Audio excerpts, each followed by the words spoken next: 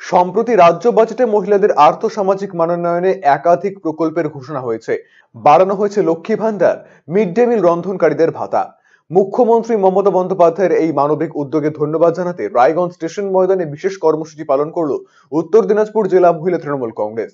এদিনের কর্মসূচিতে সংগঠনের জেলা সভানেত্রী চৈতালি ঘোষ সাহা, দলের সহসভাপতি অরিন্দম সরকার, দলের মুখপাত্র সন্দীপ বিশ্বাস, শিল্পী দাস, শিবশঙ্কর রায় চৌধুরী, প্রিয়তোষ মুখার্জি সহ অন্যান্য নেতৃত্ব উপস্থিত ছিলেন।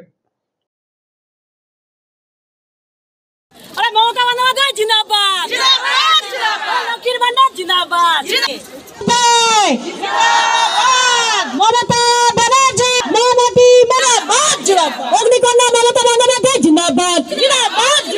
এই অর্থ বাজেটে দিদি আবার প্রমাণ করে দিলেন যে মানুষের কাজ করার ইচ্ছা থাকলে পরে সেই কাজটা করা যায়।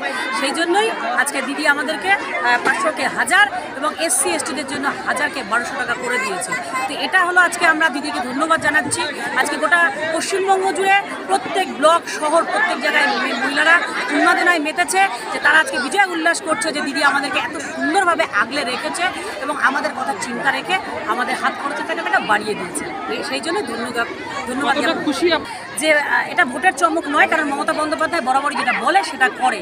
এখানে মমতা বন্দ্যোপাধ্যায়ের কোনো এরকম কোনো ব্যাপার নেই যে তিনি বলে কখনো মিথ্যা প্রতিশ্রুতি দিয়েছে। তিনি যেটা বলেছে সেটা করেছে। ভোট তো মানুষ এমনি মমতা বন্দ্যোপাধ্যায়কেই দেবে, কারণ তিনি মানুষের জন্য কাজ করেছেন। মাননীয় মুখ্যমন্ত্রী একজন মহিলা বলে তিনি আমাদেরকে মহিলাদের কষ্ট বা মহিলাদের কি চাহিদা বা কি একটা সাধারণ ঘরে সংসারে কি প্রয়োজন তিনি মাটির মানুষের সঙ্গে মিলেমিশে আছেন বলেই তিনি এত সুন্দরভাবে বুঝতে পারছেন যে আমাদের কি প্রয়োজন।